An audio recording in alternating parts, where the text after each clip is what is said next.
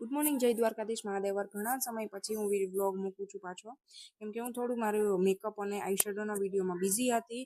જો તમે વિડીયોઝ નથી જોયા તો મારી બીજી ચેનલ છે ગુનગુન જેઠવા મેકઅપ કરીને, એમાં જઈને જોઈ શકો છો. તો આજે હતો શુક્રવાર અને લાઇટનો કાપ હતો. બસ હમણાં જ લાઇટ આવી અને હું બધું સરસામાન મૂકી અને અમે થઈ ગઈ ઓફિસ માટે તૈયાર. અને બસ નીકળતી હતી અને પછી યાદ આવ્યું કે થોડીક વસ્તુ લેવાની છે, એટલે વસ્તુ લઈ લીધી.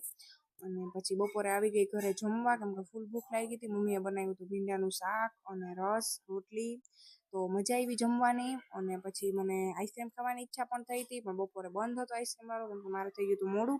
પછી સાંજે આવી ત્યાં આઈસ્ક્રીમ લાવી, મેન મમ્મીએ સાથે મળીને આઈસ્ક્રીમ ખાધી.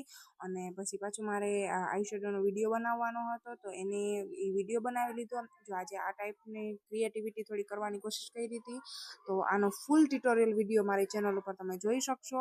ઓકે, તો ચાલો બાય બાય.